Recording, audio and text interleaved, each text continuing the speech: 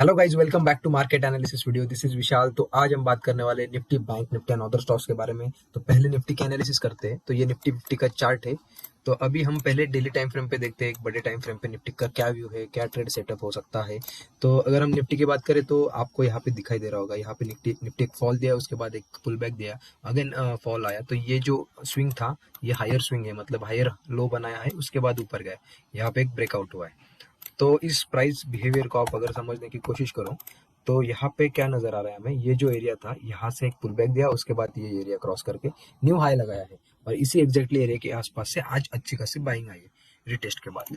सो अगर हम 15 मिनट पे जाए तो 15 मिनट पे अगर हम एक रेंज निकाले निफ्टी की, तो निफ्टी की ये 3 दिन की एक रेंज है, ये आज का लो एंड ये यस्टरडे का हाई। तो अभी कल के लिए क्या ट्रेड प्लान होगा? तो ये मैं एक एरिया ड्रॉ कर रहा हूँ। ये एरिया क्यों इंपॉर्टेंट है देखो। इस एरिया में क्या हुआ है, अगर हम 3 दिन पहले की बात करें तो इसी एरिया से एक सेलिंग आई थी, यहाँ पे सेलिंग आई थी, अगेन यहाँ से selling I, and next day क्या हुआ, इस एरिया के ऊपर ओपन हो गया, इस एरिया से अगेन एक पुल बैक लिया, उसके बाद दोबारा और अगेन ब्रेकआउट दिया, ब्रेक डाउन दिया, ब्रेक डाउन के बाद यहाँ पे क्लोजिंग थी, और आज इस एरिया के नीचे ओपन हुआ। नीचे ओपन होने के बाद फर्स्ट अटेम्प्ट में यहाँ से सेलिंग आई, सेकंड अटेम्प्ट में भी सेलिंग आई, और थर्ड अटेम्प्ट में एक ब्रेकआउट दिया, उसके बाद रीटेस्ट किया, यहाँ पे रीटेस्ट करने के बाद ऊपर की तरफ क्लोजिंग दिया है।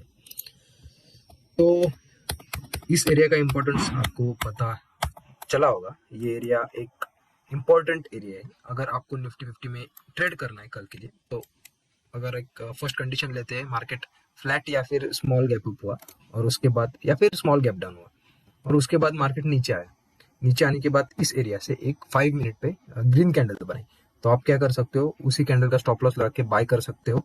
आपका टारगेट होगा फर्स्ट 17,610, जो कि कल का हाई। और अगर आप और बड़े टारगेट के लिए प्लान कर रहे हो तो सेकेंड टारगेट आपका होगा 17,645, थर्ड टारगेट आप 17,670 का ले सकते हो।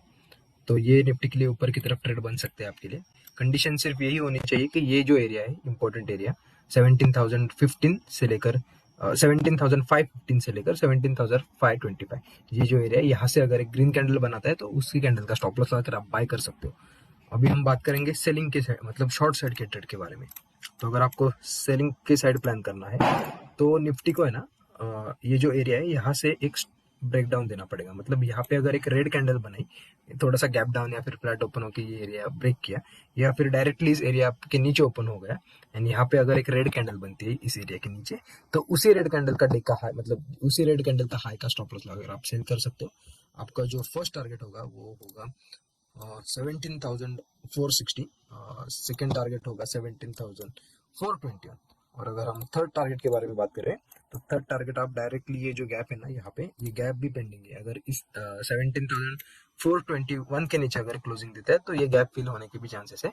तो आप थर्ड टारगेट 17,351 तक का ले सकते हो। तो ये निफ्टी के लिए सिंपल एनालिसिस था। ये जो एरिया है ये बहुत इंपॉर्टेंट एरिया है कल के लिए, 17,515 से लेकर 17,525, ये एरिया के ऊपर एक ग्रीन कैंडल बनती है तो यहाँ पे बाय करेंगे, इस एरिया के नीचे अगर रेड कैंडल बनती है तो यहाँ पे शॉर्ट करेंगे। तो अभी बैंक निफ्टी के बारे में देखते हैं। तो बैंक निफ्टी का भी है ना, अगर हम एक रेंज निकालें तो ये उसका हाई और ये आज का लो। तो बैंक निफ्टी के लिए एक्सपायरी के लिए, मतलब आने वाली दिस वीक के लिए क्या रेंज है, 39,860 से लेकर 40,640। तो अगर हम कल के ट्रेडिंग सेशन के लिए प्लान करें तो बैंक निफ्टी के लिए ये एरिया है, ये भी बहुत इंपॉर्टेंट एरिया है। क्यों? क्योंकि यहाँ से देखो, यहाँ से एक बाउंस आया था, अगेन बाउंस आया, और इस एरिया के ऊपर 3 दिन पहले मार्केट ने ट्रेड किया है। उसके बाद क्या हुआ, गैप अप ओपन हुआ है और मार्केट नीचे आया, उसी एरिया से एक बाय साइड का मोमेंटम आया और ऊपर की तरफ गया। आज क्या हुआ, मार्केट इस एरिया के नीचे, मतलब इस एरिया में ओपन हुआ और फर्स्ट कैंडल ट्रेड, उसके बाद एक सेलिंग आई, यहाँ पे एक बेस बनाया, डबल बॉटम जैसा पैटर्न बनाया, और अगेन इस एरिया के हाई के यहाँ क्लोजिंग दी।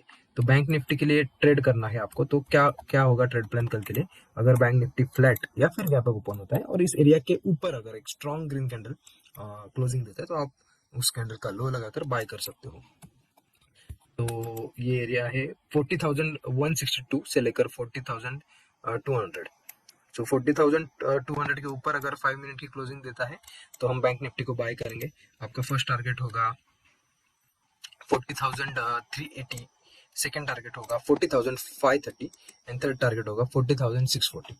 तो ये बैंक निफ्टी के लिए था। और अगर बैंक निफ्टी को अगर हम शॉर्ट साइड के लिए ट्रेड करें तो यहाँ पे एक अच्छा खासा रिस्क रिवॉर्ड नहीं दिखाई दे रहा है। क्यों?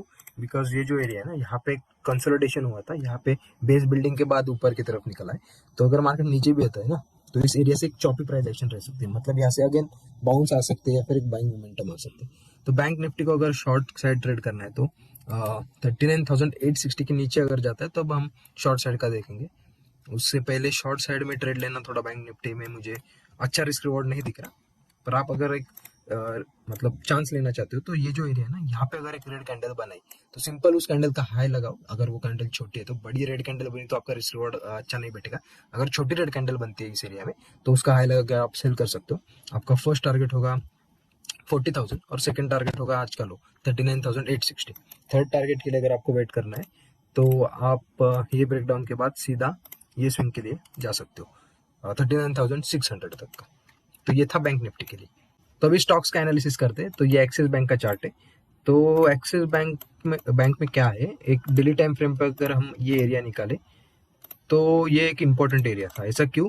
बिकॉज इस एरिया से बार बार एक सेलिंग आई थी। देखो मैंने ये प्रीवियस एनालिसिस में भी बात किया, इस एरिया से बार बार सेलिंग आई तो ये एक स्ट्रॉन्ग रेजिस्टेंस हुआ।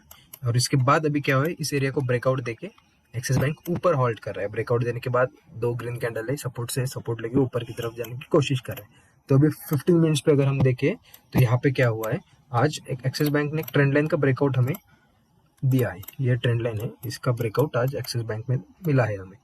तो अभी एक्सिस बैंक में अब ट्रेड प्लान कैसे कर सकते हैं?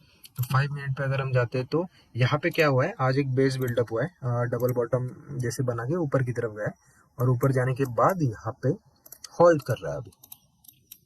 तो कल के लिए क्या ट्रेड प्लान होगा? अगर एक्सिस बैंक छोटा सा गैप डाउन या फिर फ्लैट ओपन होता है और यहाँ से अगर एक स्ट्रॉन्ग ग्रीन कैंडल 15 मिनट पे देखने को मिलती है या फिर फ्लैट ओपन होने के बाद ग्रीन कैंडल देखने को मिलती है, तो उसी ग्रीन कैंडल का स्टॉप लॉस लगाकर आप एक्सिस बैंक को बाय करो। आपका फर्स्ट टारगेट होगा ये स्विंग 832, सेकेंड टारगेट होगा 838। ये दो टारगेट के लिए एक्सिस बैंक को बाय कर सकते हो। कंडीशन यही होनी चाहिए, फ्लैट या फिर गैप डाउन, और उसके बाद 5 मिनट ग्रीन कैंडल, उसी कैंडल का लो लगाकर आप बाय कर सकते हो। बिकॉज यहाँ से अगर बाइंग के लिए आपको मिलता है तो ये रिटेस्ट भी हो जाएगा और उसके बाद आपका रिस्क रिवॉर्ड भी अच्छे खासा बैठेगा। डायरेक्टली गैप अप ओपन होता है तो रिस्क रिवॉर्ड खराब है, बिकॉज गैप अप ओपन होने के बाद फर्स्ट रेजिस्टेंस ये है, ये ब्रेकआउट दे दे तो सेकंड ये है। तो गैप अप ओपन होने के बाद आप यहाँ पे प्राइस एक्शन देखो, यहाँ पे कैसा लेवल को टेस्ट करता है। साइडवेज होने के बाद अगर ब्रेकआउट देता है तो यहाँ पर आप बाय कर सकते हो ये टारगेट के लिए। तो अगर सेलिंग की बात करें तो सेलिंग के लिए आपको ये आज का जो लो है, ये ब्रेक डाउन देने का वेट करना पड़ेगा। अगर ये ब्रेक डाउन देता है 817 को तो आप सेलिंग के साइड पे आप ट्रेड ले सकते हो। आपका फर्स्ट टारगेट होगा 811, सेकेंड टारगेट होगा 800। तो ये दो टारगेट के लिए आप एक्सिस बैंक को ट्रेड कर सकते हो। सो हमारा सेकेंड स्टॉक होगा हिंडाल्को। तो हिंडाल्को में ये जो एरिया है ना, ये बहुत इंपॉर्टेंट एरिया है। यहाँ से क्या हुआ है, बहुत बार सपोर्ट और रेजिस्टेंस लिया गया है। देखो यहाँ पे एक सपोर्ट था, उसके बाद अगेन सपोर्ट, और यहाँ पे फाइनली ब्रेकडाउन देने के बाद नाउ अभी सेलिंग आ रही है इस एरिया से। तो अभी इस एरिया में एक स्ट्रॉन्ग क्लोजिंग हमें देखने को मिल रही है। जैसे कि प्राइस एक्शन अगर आप देखें तो अच्छा खासा आज नॉन स्टॉप रैली हुई है हिंडाल्को में ऊपर की तरफ। तो ये जो प्राइस एक्शन, ये बहुत ही स्ट्रॉन्ग बुलिश प्राइस एक्शन है। तो अगर आपको इस स्टॉक को ट्रेड करना है तो क्या प्लानिंग है? तो अगर हम 5 मिनट के टाइम फ्रेम पे जाए तो ये जो एरिया है ना 398, तो ये एक इम्पोर्टेंट एरिया है बिकॉज यहाँ से बहुत बार सेलिंग आई। तो अगर हिंडाल को फ्लैट या फिर गैप डाउन ओपन होता है एंड यहाँ से ये जो स्विंग है, ये यहाँ से एक स्ट्रॉन्ग ग्रीन कैंडल बनाता है तो आप बाय कर सकते हो। मतलब 393 के ऊपर अगर 5 मिनट की कैंडल क्लोज होती है तो आप बाय करो हिंडाल्को को। आपका फर्स्ट टारगेट होगा 398 और सेकेंड टारगेट होगा 400। तो ये दो टारगेट के लिए आप हिंडाल्को को बाय कर सकते हो। अगर आपको सेल साइड की एंट्री लेनी है तो इसको है ना, ये स्विंग के नीचे 5 मिनट की कैंडल क्लोज करना पड़ेगा बिकॉज ये हायर हाई फॉर्मेशन में जा रहा है। तो ये जो स्विंग है ये इंपॉर्टेंट स्विंग है 398 पर। इसके नीचे अगर कैंडल क्लोज होती है सकती है तो आप यहाँ पे सेल करो। आपका फर्स्ट टारगेट होगा 387 और सेकंड टारगेट होगा आज का लो, दैट इज 380। तो ये हिंडाल्को में प्लान है। हमारा जो थर्ड स्टॉक है वो है टीसीएस। तो टीसीएस को अगर हम आर्ली टाइम फ्रेम पे देखें तो देखो यहाँ पे गैप आपको नजर आ रहा है। ये जो गैप क्रिएट हुआ है, मतलब यहाँ पे क्या हुआ था उस दिन 13 सितंबर को, उसके बाद 14 सितंबर को directly TCS gap down open हुआ था। तो यहाँ पे एक गैप क्रिएट हुआ है। तो मार्केट में कैसे रहता है, अगर गैप गैप क्रिएट होता है तो उसके बाद अगर मार्केट उस गैप के पास अगेन जाने लगता है तो वहाँ पे यहाँ पे स्टॉप लॉस होते हैं बहुत सेलर्स लोगों के। तो ये स्टॉप लॉस लेने के लिए मार्केट वो गैप फिल कर सकता है। तो ये कैसे होता है, बिकॉज यहाँ पे क्या होता है, मार्केट कंटिन्यूसली नीचे है, यहाँ पे अच्छा खासा प्रॉफिट हो रहा होता है सेलर्स को, उसके बाद एक पुल बैक आता है। तो यहाँ पे क्या होता है, सेलर्स फियर में आ जाते हैं, जो सेलर्स रहते हैं वो फियर में आ जाते हैं और बहुत लोग यहाँ पे ट्रैप हो सकते हैं। यहाँ पे अगर एक अच्छी खासी बाइंग आई ऊपर की तरफ तो यहाँ पे शॉर्ट कवरिंग हो सकती है एंड ये जो गैप है ना, ये पेंडिंग गैप, ये फिल हो सकता है, ये गैप का एरिया। सो ये एरिया है 3226। तो अगर हमें टीसीएस में बाई साइड का ट्रेड करना है तो हम 5 मिनट पे जाएंगे। 5 मिनट पे गए तो क्या नजर आ रहा है, यहाँ पे एक स्ट्रॉन्ग रेजिस्टेंस नजर आ रहा था। 3 दिन इस रेजिस्टेंस लेके टीसीएस नीचे की तरफ आ रहा था। आज डायरेक्टली गैप डाउन ओपन हुआ और गैप डाउन ओपन होने के बाद एक स्ट्रॉन्ग रैली है और इस एरिया को ब्रेकआउट देके अभी क्लोजिंग दे। तो अगर टीसीएस फ्लैट ओपन होता है यहाँ पे कहीं पे फ्लैट या फिर इस एरिया में गैप डाउन ओपन होता है, तो ये टीसीएस का जो स्विंग है ना यहाँ पे, तो अगर इस स्विंग को रिस्पेक्ट करता है या फिर इस एरिया से एक ग्रीन कैंडल बनाता है तो आप डायरेक्टली टीसीएस को बाय कर सकते हो। आपका स्टॉप लॉस ये होना चाहिए, ये जो स्विंग है ना 3144, ये स्टॉप लॉस होना चाहिए। आपका टारगेट सीधा गैप, मतलब जो एक गैप क्रिएट है वो होना चाहिए, बट ये बहुत बड़ा है, मतलब 2% का। अगर ये टारगेट कल के दिन नहीं होता तो आप ट्रेल कर सकते हो। अगर आप पोजिशनली लेके जाना चाहते हो तो पोजिशनली भी ले जा सकते हो, या फिर जो भी कल मिलता है वो आप कैप्चर कर सकते हो ऊपर की तरफ।